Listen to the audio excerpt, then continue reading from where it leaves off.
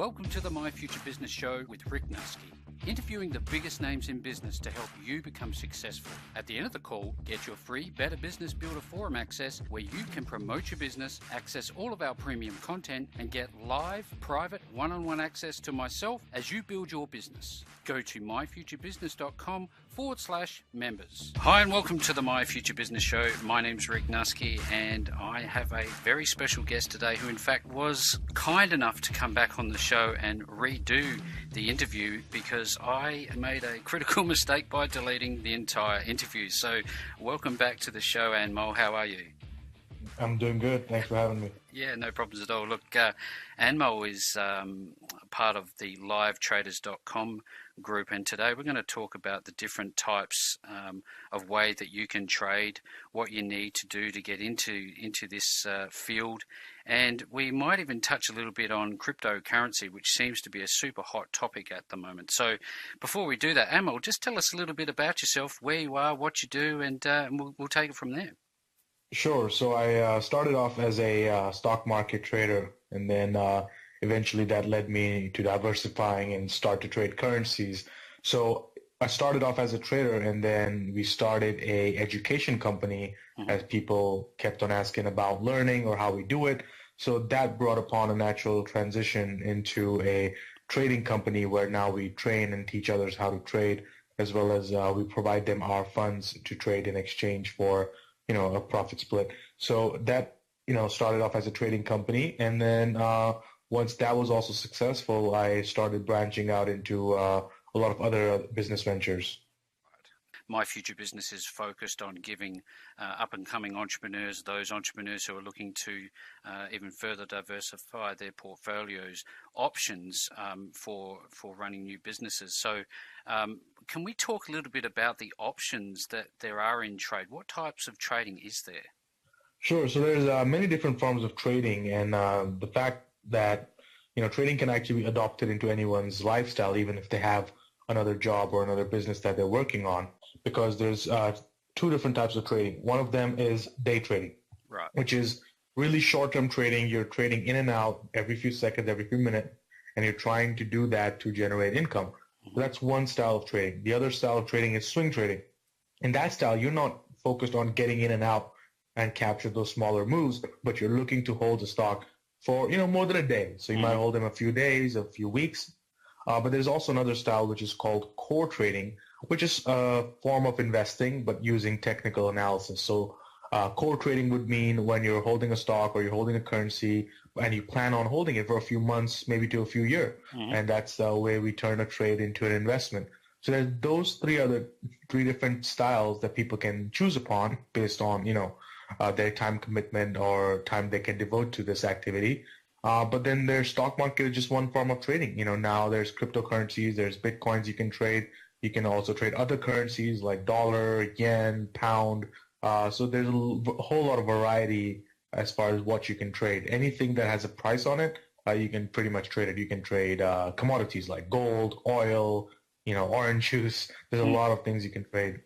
Anything that I guess has an inherent value. That's correct. Yes. So when we, because we're coming in at the ground floor here, I see so many different exchanges, and I'm overwhelmed, quite frankly, when I hear some of the pros talk about terminologies. They have indicators, they have all of these statistical references they use. What would you say to somebody who is looking to get into this space? What is important to learn? Right. I think what's important for people to first discern is to realize where they're getting their advice from. Are they getting their advice from TV anchors who are on CNBC? They act really well, they talk really well, but you got to realize that being anchors, they're actually not even allowed to trade. So you're basically listening to TV pundits that don't actually trade. Yeah. So, or are you getting your advice from your broker who doesn't care if you win or lose? He only cares that you trade so that he gets a commission. Yes. So, you have to realize where you're getting your advice from. Are you getting it from actual traders or brokers? And once you can discern where the advice is coming from, that'll help you make better decisions. Yeah, there seems to be like this cause and effect relationship with trading. If I might just sort of flip over to the cryptocurrency world, I've been observing what I see as a correlation between what we hear and see in the media or on Facebook or other social channels as to the volatility that we see in the value of Bitcoin. As far as my views on Bitcoin, they were pretty clear. I published we published a research report a few months ago when the price of Bitcoin was just touching 20,000. So we published our research report, and since then, it's down to like 10,000 because it's not a store of value. There's no legal tender. Like if you have a US dollar in your hand, you can go about anywhere in the world and, get value for it. And it's backed by the biggest army, the US Army. It's backed by the IRS. Whereas Bitcoin actually is pure speculation. There's no use of it as a currency. It's only people trading it, speculating for a higher price. So my opinion with Bitcoin is, you can trade it just like any other thing. Trade it. Once you learn how to trade, trading is the exact same how it works on stocks as it works on Forex, as it works on Bitcoin. So I tell people, definitely trade Bitcoin, but as an investment, it's not going to end well. So from a fundamentals level, when I look at these graphs, I see these things and these terms that they use like whales and bears and bulls. Could you explain to us what candles and these sorts of things actually mean? Sure. So bulls and bullish basically means that you're betting on the price of whatever you're trading to go up. Bearish would mean that you're betting on it to go down. So just think about it, there's a bull standing in front of you. How, which direction is the bull's horn facing? It's facing up, so you're kind of betting on the price of that instrument to go higher. Whereas bearish would mean that you're looking for it to go down. A whale is basically somebody who has a lot of money, who has a lot of influence in the market. So if, instrument is traded and let's say a big trader or a big hedge fund manager like Carl Icahn or Bill Ackman, they come into the market they're coming in with hundreds of millions of dollars. Deep pockets. So that's a whale. Yeah. So that would, that's something we call a whale. So in terms of these red and green indicators that you see on the graphs from, I guess, moment to moment, what are they called and what do they mean? Right. So, when you're trading on charts, there are several different types of charts. The most popular one, obviously, that people see on their phone applications, Yahoo Finance app, is a line chart, which is just a line going up and down, showing you the price of that instrument. Whereas the trader, what he uses is a candlestick chart, which is those red and green candles that you're talking about. So a green candle basically means that, in that period, it went up. A red candle basically means in that period it went down. So it's basically just mimicking the price of that particular instrument. And we use those price action and the history of how the currency or how the stock has traded and to make, educated decisions on where it might go in the future. So that's all that a trader is really doing. A trader is only betting on the future value of what he thinks that might be worth. There seems to be a lot of volatility if you look at it from moment to moment in the cryptocurrency space because of this, there seems to be like a fear of missing out. If I don't act now, I'm going to miss out. And is there any use in people getting involved in all of these different ICOs that are coming out, initial coin offerings? I see a lot of people spending a lot of money, and I just feel like it's going to end pretty badly for their wallets. Oh yeah, for sure. I mean, I think the people who got in early and are already, let's say, getting out or taking profits, they've done well for themselves trading these altcoins.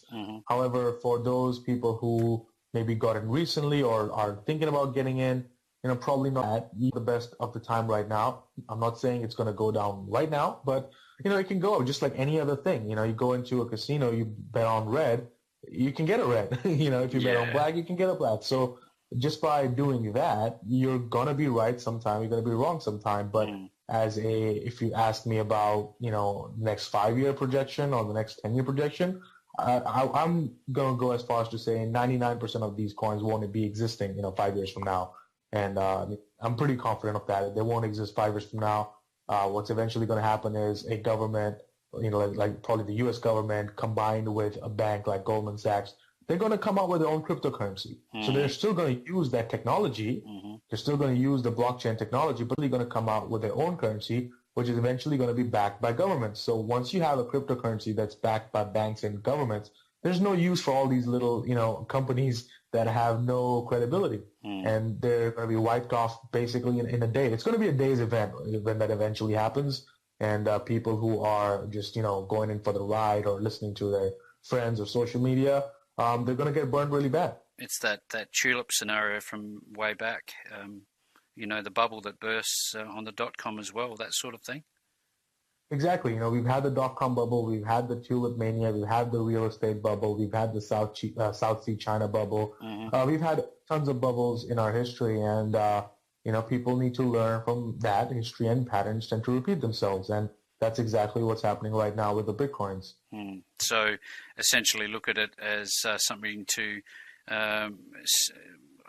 navigate carefully around, especially if you're new to this. I hear a lot of people chucking money into places to exchange fiat cash to Bitcoin, and then they believe that they're trading because all they're doing is buying and selling coins at margin, not taking into account the exorbitant fees that these interfaces are charging you. Your margins don't exist, and they can take quite some time, as opposed to your exchanges. Now, when we talk about exchanges, is where we see all these graphs and charts.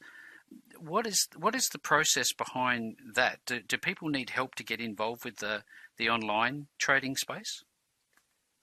Not really, because exchanges are not something that the trader or the individual has to deal with personally. If you're looking to trade stocks, all you need to know is you need to find a broker. You need to open an account with the broker, and then you can trade. And exchanges and most things happen in the background, so that's not something that an individual needs to be concerned about. And if you're trading the currency market, same thing. Find a currency broker, and you trade currencies. We have exchanges like NASDAQ, we have New York Stock Exchange, and for Forex, there's no centralized exchange because Forex, the whole global currency. So there are a lot of exchanges, but most brokers have the ability for you to trade, all sorts of exchanges right from their one brokerage platform. So only thing that people need to do is they need to find a broker, they need to open an account, and once that account is open, they need to, learn what they're doing. And the best way to do that is to get a demo account. Get a demo account, get a virtual trading, it's basically in the old days, you used to call it paper trading. You used to write it on a paper. All right, bought this thing here, I sold it here. And you're just trying to see if you're even any good at it. But now with virtual trading, it makes it so much more easier and realistic because you get to have the exact same platform, exact same everything as you would in a real account. The only thing that is different is that the money is not real. But the market prices, the fluctuations, everything is live real time. So I tell people, hey, open a brokerage account. Most brokers have a free demo account these days. Trade on a demo until you make money. Yeah. Because if you're not making money on a demo, it's not going to change when you actually go live with real money. So first prove yourself on a demo account, and once you start doing well, then you can put some money behind it. So do you advocate having a somewhat of a plan? For example, entry points, exit points. The amount of money that you're going to put into this. Definitely, I think one of the things that we teach in our firm to our traders is before you get into any trade, you need to know where you're going to get out if you're wrong and where you're going to get out if you're right. That needs to be decided before you actually enter that trade. So personally, for me, what I do is every single trade that I get into, my target for that trade, if I'm right, is always 2-to-1. So if I am looking to lose $100 in a trade, my goal is to make 200 on the winning one. Right. If my goal is to not lose more than 1,000 on a losing trade, then I want to make 2,000. So if my exit point is, let's say, 30 cents below where I got in, then my profit target is going to be 60 cents. So with that, I'm keeping my trading, number one, very simple, because there's no room for emotions to come in, because it's a set idea. Either I lose 1,000 or I win 2,000. So that takes the emotions out, because that's a plan now. Yep. That's the business plan. So the emotions are out of the picture, and all I got to do now is continuously execute that plan And just the statistics alone will ensure that I'm going to be profitable. Because as you throw a dart on even if you throw a dart on a Wall Street Journal, you're going to be right 50% of the time. You're going to be wrong 50% of the time, right? You get into a stock, it has a 50% chance it's going to go up, because a 50% chance it's going to go down. So as long as you only lose one, and when you win two, even if you win 40% of your trades, you can lose 6 out of 10 trades and still end up making money. Yeah. So that's the simplest way for any trader to become a profitable trader, is just to do that. So I assume that there are going to be some people listening to this call that don't even understand the fundamentals of what trading is. Could you just explain that? Sure. So trading in a nutshell is basically you betting on the price of that instrument. So it could be a currency, it could be Bitcoins, it could be stock. You're only doing is that you're betting that the future price you're betting on the future price. So there's two things you can do. One, you can either buy a stock at a price and expect it to go higher. So the difference between where you bought it at and where you sold it is your profit. So if you bought it at 30, you sold it at 35, and let's say you had 100 shares, you're going to make $5 a share or $500. So that's one way to do it. The other one you can do now is you can bet against the price of the stock. So if you think that the stock is going down, you can actually do a thing which is known as a short sale, where you're borrowing the shares from your broker and you're selling it. So now, as the currency goes down, you get to buy it cheaper and return it back to your broker. So easy way to think about it would be, you go to a broker, you're like, all right, hey, can I borrow your 100 shares of Microsoft? And broker's like, okay, here you go. Here's my 100 shares. And now you go out and you sell his 100 shares at $40. And next week, this Microsoft is trading at 38. Now you buy it back at 38, give your broker back his 100 shares. Here you go. Here's your 100 shares back. Thank you. But now you made that $2 difference. So that's your profit. Yep. Now, it sounds complex, but in this electronic age, it's actually very simple, because you don't have to, call your broker or anything. You can just press the sell button and everything happens automatically in the background. So everything's automated. You're not actually buying or borrowing the shares. You're simply pressing a button, which is betting against the price of that stock. We live in amazing times, don't we? I don't think many of us really appreciate, I guess, some of the complexities behind this technology. Is this something that people can convert into a full-time experience for themselves? Could they trade full-time, or do you think it's just supplemental for most people? Definitely. So one thing I want to clarify is people listening right now, they might be thinking, oh, this sounds really complex, but it's actually not that complex, because all you're really doing, once you actually have a brokerage account, all you're really doing is you're only getting two options. You can press the buy button or you can press the sell button. So if you press the buy, then you're going to betting on it to go up. So as far as doing this as a full-time, definitely you can do it full-time, but you need to know what is your time commitment that you're able to devote to trading. If you are someone who has a job or has a business and you only have time in the evenings when you come out of your job, then maybe you should do Forex trading, which is currency trading, because currency markets are 24 hours a day. So that allows you to trade in the evening when you come out from your job. Now, if there's somebody who's like, hey, I work a night shift, I only have the mornings available, then hey, guess what? Now you can trade the stock market. You can also do the Forex markets because they're open in the morning too. Yeah. But now you might be able to do the stock market. Now, let's say somebody is busy on a day-to-day basis. He doesn't want to do that. Well, then as we can go upon what we touched upon in the beginning of the interview, which is swing trading, where you're not buying and selling actively every day. You're buying it maybe today and, you plan on selling it a week later. So you're not really doing any work in that regard. Swing trading, if you have 5 minutes a day, you can do swing trading.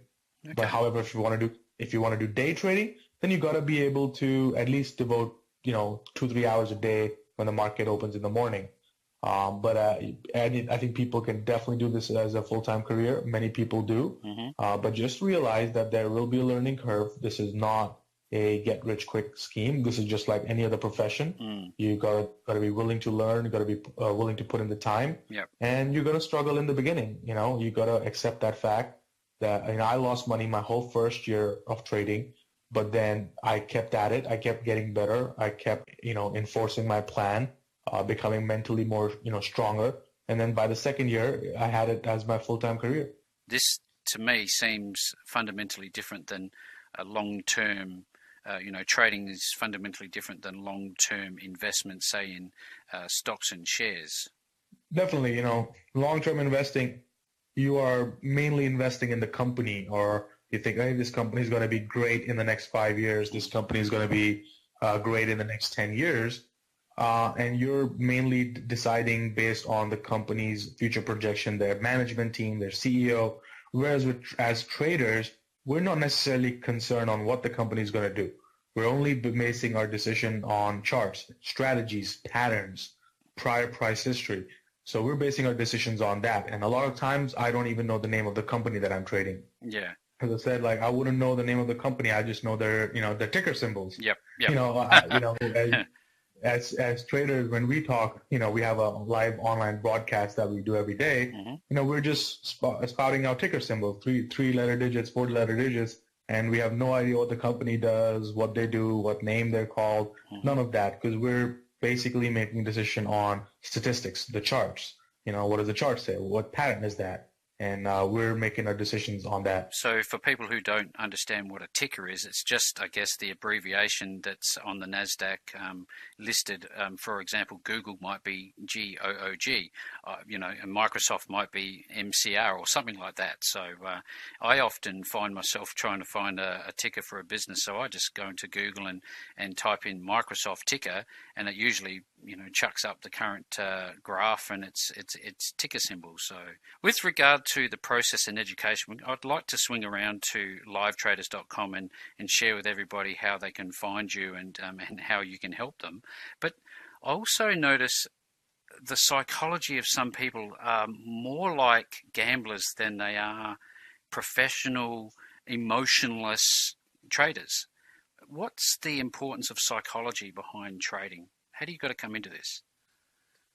Right. So I think psychology probably would make for 80% of a trader's success. So, trader success is really 80% dependent on his emotional control, how disciplined he is. And, the most successful traders that we see are ex-poker players or ex-military people. Those make for the best traders because they're so emotionally controlled. Yeah. And they handle the risk.